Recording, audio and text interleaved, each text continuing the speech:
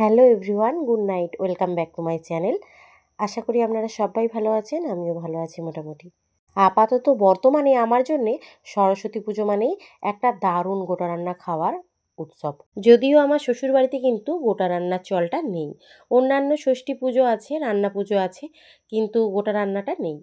এই গোটা রান্নার দিন আমাদের বাড়িতে এতই গোটা রান্না আসে, এত কুটুমজনেদের বাড়ি থেকে, যে খেয়ে সারাদিন শেষই করতে পারা যাবে না। বিয়ের আগে কিন্তু বাপের বাড়িতে অর্থাৎ আমাদের মেদিনীপুর জেলায় গোটা রান্নাটা হয় না। বিয়ের আগে অবশ্য আমি রান্না পুজো হয় বলে এরকমটা জানিই না, মানে শুনিইনি কখনো।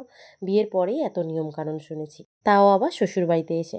সোনাইকে কত ভোরবেলায় স্কুলে নিয়ে যাই, তখন কুয়াশা চারিদিকে ভর্তি, আর এদিকে আমার স্কুলে যেতে যেতে মুখ রোদেতে পুড়ে পুরো কালো হয়ে গেছে। সবটাই মুখ পোড়া কালো রোদের জন্য এরকমটা নয়, শরীরটাও ভীষণ খারাপ গো।